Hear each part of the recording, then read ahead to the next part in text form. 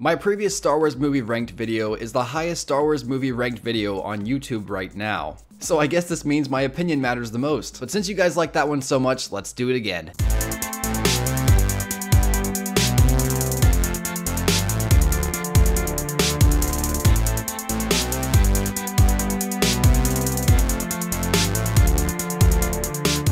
What's up, Net Soldiers? I'm Ned Alliance, and today I'm doing all 9 live-action Star Wars movies ranked from worst to best. But before I begin, for those of you who are new to my channel, I upload every Monday, Wednesday, Friday, Saturday, and Sunday. So if you enjoyed this video, please remember to like, subscribe, and turn notifications for more Star Wars content. Now before we start this rank, I feel like I should cover a few things. First of all, I absolutely love every Star Wars movie, hence my Star Wars YouTube channel. And every movie so far is good in its own right. I mean, some are better than others, but each film has a special place in my heart. Now with that said, this list is my pure opinion, so it's okay if your list is different from mine, because you're allowed to have your own opinions, unless you live in North Korea or something, in which case you're not.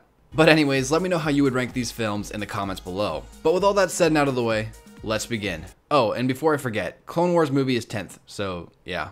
At number 9, I have Attack of the Clones. So by far, in my opinion, Star Wars Episode 2 Attack of the Clones is the weakest movie out of them all. From poor dialogue to a rushed romance to a semi-boring finale that honestly kind of makes you want to skip it halfway through. In fact, I've actually done that in the past. I sometimes choose to skip this movie altogether during one of my many Star Wars saga binges. Now with that said, there are some really good moments in this film. For instance, when Anakin goes to find his mother and she dies in his arms. So he proceeds to go into Sand People murder, killing everyone, and not just the men, but the women and the children too. Some other scenes that I feel are pretty good were the arena scene and the Battle of Geonosis. It was cool to see this first Battle of the Clone Wars in action, however, it felt kind of rushed and skimmed over. And honestly, that has always been the biggest gripe for this film in particular. A lot of slower scenes drag on, and the action scenes just kind of seem to fly by. Like I mentioned, my favorite scene in this film was when Anakin's mother died in his arms. We see his rage building, we see the first sign of Vader finally rearing his evil head, and then the scene just ends. This scene could have been the most memorable scene in all of Star Wars, but unfortunately, it kind of was rushed over, and you can feel that. Now overall, that's my biggest problem with this whole film. It just feels rushed. Even the best scenes are rushed, including the Battle of Geonosis. I mean, such a cool scene that gets like, what, 2 minutes of screen time? Why? And that's perhaps overall the biggest mistake of this film. It feels like a bridge from episode 1 to 3. It doesn't feel like its own story. And it's because of this, I think this film is bogged down. Like I stated earlier, this film has so much potential, but it has a ton of cons, and the pros it actually does have aren't even that great of pros. And it's for these reasons, and many more, I give this number 9 on my list. At number 8, I have The Phantom Menace. Ah, the anthology prequel film. And you may be thinking, wait, Ned, you said Phantom Menace, not Rogue One, bro. What do you mean by an anthology prequel film, home dog? Well, let me explain. The reason I consider The Phantom Menace an anthology prequel film is because the movie itself feels like a branch off of the main Star Wars saga. It's a story, much like Rogue One, that didn't particularly need to be told. For instance, I have always said that episode 2 should have been the real episode 1, and then there should have actually been episode 2 that would take place during the Clone Wars itself, and then episode 3 would still be more or less the same. The idea being that the Clone Wars would be the main conflict in episode 1 through 3, to mirror the main conflict in the original trilogy that was the Galactic Civil War. I would go deeper into this alternate timeline, but that is a video for another day. So going back to my main point, many of the key moments in The Phantom Menace could be explained how Rogue One's story was originally explained in A New Hope. So the main points that need to be stated could either be brought up in a conversation quick, or perhaps in a flashback, especially on the side of Count Dooku to better flesh out his character and why he turned to the dark side in the first place, just to make a more compelling villain that would last from episode 1 to 3 to kind of mirror Vader in episode 4 through 6. Other key moments that could have been brought up would be Anakin being found on Tatooine and having to leave his mother. Perhaps a little exposition on Qui-Gon, but it's not necessary. And maybe even a little explanation onto why the Separatists started the war in the first place. Stuff like that could have been ripped out of The Phantom Menace and placed right into Attack of the Clones. Now with that said, the film itself, besides being unneeded, was overall just kind of plain. Kind of like a pizza. And I know you guys love my analogies, so you're welcome. So on this plain pizza, you may have your cheese and your sauce in the form of scenes like pod racing and the final lightsaber duel between Maul, Qui-Gon, and Obi-Wan. And you may have a pinch of garlic on top in the form of a few interesting characters and really good music. But no matter what, it's still a plain Star Wars pizza. And you eat it because, well, it's Star Wars pizza. But there's nothing really to it. And it's for all these reasons I have Star Wars Episode 1, The Phantom Menace at number 8. Also, yes, I realize I didn't acknowledge a certain Gungan, but that's because he's a perfect character, so there's nothing to complain about. At number 7, I have Rogue One.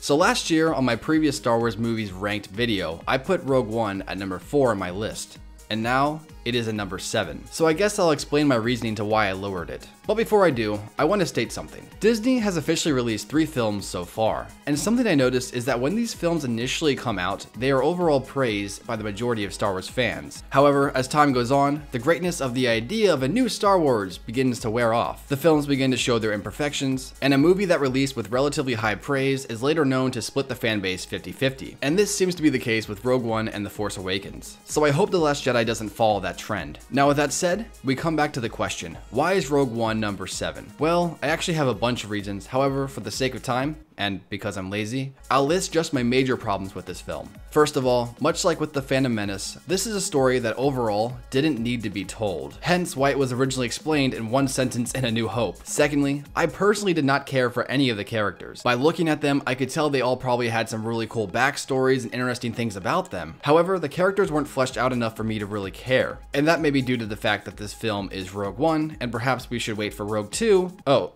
wait, yeah, that's right. Honestly, the only characters I really cared for was Jyn and K2. In fact, after leaving this film, I only knew 4 of the new characters from this movie. I remember Jyn, Cassian, K2SO, and Krennic. Now it could be argued, well, those are the only names that really matter to the story, which is true in a sense. But that just means the other characters aren't memorable. Honestly, for the longest time, I just called them the blind guy, his friend, and the pilot. And when these characters died, I didn't care. Just because Chirrut is a cool blind dude who can connect through the Force, I'm just supposed to like him? I guess?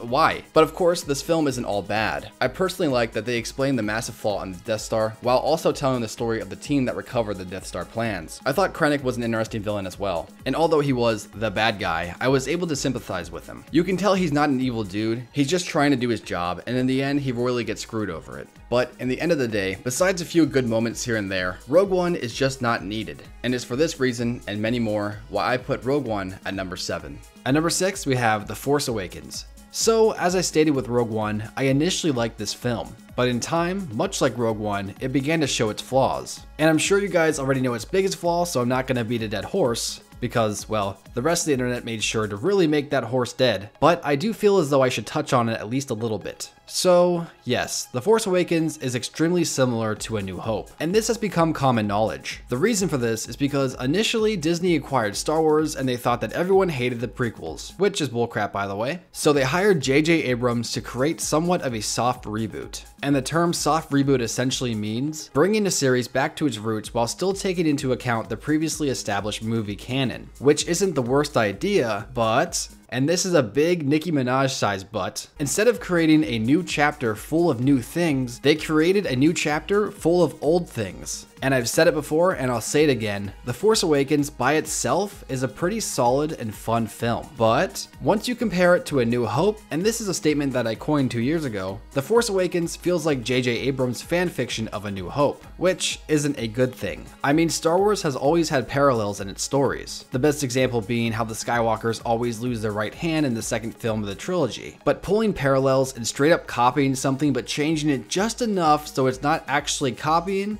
are 2 separate things. Now, some of my biggest gripes are in the plot. For instance, it feels like everything that happens to Rey is by convenience, which I know it could be ultimately chalked up to it's the will of the Force, so I guess I'll just have to give that one a pass. But another problem with Rey is that she seems to have no faults, and this is another dead horse I'm not gonna beat, so I'm not even going to mention the Mary Sue debacle. Now with that said, the film did what it set out to do, to make a soft reboot of the series. Although I don't personally think it needed it, it's certainly not the worst film ever, but ultimately its biggest downfall is that Disney played it safe. The movie just didn't push the envelope for me, and it even left way too many questions to be answered in later films. However, even if the characters are written a little too safe, Finn and Rey are still likable to me, and I actually care about them moving forward. I would say Kylo is a little underpowered, but I can detect that he will have a massive power increase down the road, so that's okay. And the ominous feeling that is Snoke is interesting, but I do feel the ending shouldn't have included Luke. They should have ended the film with Rey and Chewie heading off to find him, instead of Luke just kind of standing there confused. But overall, the film is like a kid's roller coaster. It's still a fun ride, but it's a very safe fun ride. And it's for all these reasons I have it at number 6. At number 5, I have Return of the Jedi. So when I was a kid, Return of the Jedi was my favorite original trilogy film. And for the most part, it's a pretty awesome conclusion to not only its respective trilogy, but the entire 6-film saga as a whole. But with that said, I do think it is the weakest of the original trilogy. For starters, the film kind of begins in an odd spot. It shows us that Luke has become even stronger in the Force, and is well on his way to becoming a true Jedi Knight. But we never really get an explanation for it. Of course, the lore goes deeper into this, and I'm sure you could infer that Luke was training non-stop since the last time we saw him in Empire, but I'm not totally sold on his transformation in so little time. Especially when you add on what we saw in the prequels, where it takes time to become a Jedi, and to become that powerful in 1 year, it's just not that simple. Another thing that kind of bogs down the film is that kind of pulled a Force Awakens before the Force Awakens. I mean, think about it, after rescuing Han, the film pretty much centered around destroying this new Death Star. And although it's done in a different way, you can definitely feel the similarity. Now with that said, I think this film is a fun finale.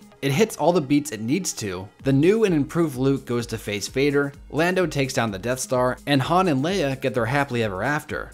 Well, for now. And our heroes, as well as the majority of the galaxy, celebrate. At number 4, I have The Last Jedi. So The Last Jedi is the newest of the Star Wars films. So I'm not going to be cutting super deep into this film to avoid spoilers, but I think it is overall a very solid film. It has a bunch of pros like Rey's character arc, the special effects, and a few rather interesting twists. But it does have cons as well. Like the way they handled Luke at the end of the film, I wasn't a massive fan of that, and the fact that the entirety of the casino scenes were just kind of pointless. Plus, as cool as it was to see a puppet Yoda, I think it actually looked worse than it did in Empire. And I think I would have personally preferred the CGI variant, especially since episode 3 Yoda still holds up today, so imagine how good they can make him now. I'm one of the few people who actually like the fact that Leia can use the Force. I think it makes sense that Luke would have at least taught her something. Plus, I like the little mind games going on between Rey and Kylo throughout the film. It definitely made for an interesting dynamic. However, the character of Snoke was mishandled in my opinion, but I'm pretty sure Snoke was just a puppet to a true puppet master that's still somewhere deep in space, so I kind of like the idea that it's like a Darth Vitiate and Valkorian thing going on. But if that's all we'll see from Snoke with no explanation to who he really is, or how he even became so powerful, I'll be pretty disappointed. Hopefully episode 9 will have more on that story front. But although the film has some cons, there weren't any massive problems with this film. I think overall, it was fun. And besides a few small hiccups here and there, the film feels pretty solid, and in my opinion, it is definitely an improvement over its predecessor. But at the time of making this video, I have only seen it twice so far, and I'll need a couple more viewings and a little bit more time to truly rank it. I plan on doing an updated list down the line when the Solo movie comes out, and I guess we'll see if The Last Jedi suffers from the same fate as The Force Awakens and Rogue One. At number 3, I have A New Hope. A New Hope was the film that started it all. And at the time of its release, I could understand why it was such a pop culture icon. The music, the effects, the cinematography were groundbreaking. But with that said, I do feel the film has been surpassed by a few of its sequels, which is a good thing, for a sequel should try to strive to be better than its predecessor. But with all the pros this film had, and the magic that came from its release, it's honestly kinda slow in my opinion. Not to say that's a bad thing, but when you watch some movies in episode order and you come off Revenge of the Sith, a movie that is constantly progressing the story forward, you can kind of feel when the story progression slows in this film. Now for some people, this doesn't bother them, but for me, I can really notice it and it somewhat hinders the film. Now of course, this could be remedied by watching Rogue One before A New Hope, but if you only want to watch the main saga films, it's definitely somewhat of a hurdle. Now, a standout moment in this film is when they enter the Mos Eisley Cantina, and you get a good look at what to expect from the universe. It's an excellent scene that not only introduces us to Han and Chewie, but it also gives us a little sneak peek to the awesomeness that is yet to come that is Star Wars' future. For me, the confrontation between Vader and Obi-Wan at the end of this film has always been a little underwhelming. And although I understand that it was the first movie and they didn't really know the heights they could reach with lightsaber fights yet, it's somewhat of a boring fight, especially when you come off the awesome fights in episode 3. And before I even continue, yes, I know the fight isn't supposed to be flashy. It's the emotion of the fight, not the fight itself. I get that. But what I'm trying to relay is that this was the first lightsaber fight we ever saw, and so it makes sense that the future movies would continue to evolve it. So although it does have the emotion, it's just ultimately a boring fight. But besides some dated effects and a somewhat slower pace, you have the characters and their on-screen chemistry, the hero's journey, the music, and the overall film is a very solid and fun movie. And that's why I have it at number 3. At number 2, I have The Empire Strikes Back. This film is iconic and widely regarded to be the best Star Wars film by the majority of Star Wars fans. But not only is it regarded as the best Star Wars film, it is regarded by many as one of the best films to ever exist. And I can honestly understand why people feel this way. From a movie standpoint, it hits all the beats it needs to while telling a darker but still very engaging story. The sequel did exactly what all good sequels are supposed to do. It managed to raise the stakes of its predecessor while developing our characters and keeping the story moving, a task that is not as easy as it looks. Now, with all that said, this movie does have a few small drawbacks. Like for instance, the whole space worm scene kind of feels a little plugged in just to fill some screen time. I mean, don't get me wrong, it's still an interesting scene, it's just not really needed. But it's easy to forgive the small problems when the rest of the film is a masterpiece. And of course, I would be remiss if I did not mention the massive twist at the end between Darth Vader and Luke Skywalker, where, spoiler alert by the way, Vader tells Luke that he is his father. Overall, it's an epic film and it definitely deserves to be at least in the top 3 Star Wars films on everyone's list. At number 1, we have Revenge of the Sith. When I initially ranked Episode 3 to be my best Star Wars film in my opinion, I expected a ton of hate. And although I definitely got some, I actually received a lot of praise too. In fact, it was my honesty that sparked thousands of Star Wars fans to be honest about their opinions as well. Because it's obvious the prequels get a lot of hate, and I feel that people are afraid to voice their true opinions because they're gonna get that hate too. So when they watch my previous Star Wars ranked videos, as well as the majority of my other videos, they see that I don't hate on the Star Wars prequels like the majority of other Star Wars YouTubers do. And if I have to be the martyr to show people that it's okay to voice your opinions, then that's just how it's gotta be. Now, with that little rant out of the way, I will admit, from a film quality standpoint, the originals are better crafted films. However, in my opinion, Revenge of the Sith feels like a true Star Wars movie, and I was surprised to see how many of you guys actually agreed with me. Some people complain about the final lightsaber fight being too long or dragged on, and I 100% disagree. This is freaking Anakin Skywalker and Obi-Wan Kenobi in their prime. This battle isn't just a lightsaber fight, it's the internal fight going on within both of them at the same time. While I'll admit the Tarzan part is a little cheesy, the rest of the fight was as epic as it was supposed to be. This movie, for me, was my Star Wars movie. I liked Star Wars before its release, but Revenge of the Sith was the film that truly ignited the love I have for Star Wars. The film came out when I was 10 years old, oh my gosh, how old am I again? And I still get excited whenever I reach it on one of my Star Wars movie binges. I remember as a kid, I grew my hair out to look like Anakin, and I remember that I actually wanted my arm to get cut off so I could have a robotic one too. I'm being serious. This film had great action, great music, and a very dramatic story, and I'm a sucker for fallen hero stories like Macbeth, so this one completely grabbed me. Now, I'll admit, some of the dialogue isn't great, and you could make an argument that there is too much action, but for me, the story was constantly moving and never got boring. Plus, the movie had a lot of ground to cover in only a couple hours. In fact, I think the original cut for Revenge of the Sith was like 4 or 5 hours, if I'm not mistaken. It was pretty crazy, and I would love to see an extended edition of this film, so I wish that was a thing. But overall, Episode 3's main purpose was bringing the two trilogies together, and I think it did a great job. So it's for all these reasons, in my opinion, Revenge of the Sith is the best Star Wars movie. But of course, with all this said, that's just my opinion. What's your opinion on this? How would you rank these movies? Let me know in the comments below. If you enjoyed this video, please consider checking out my other videos linked on screen.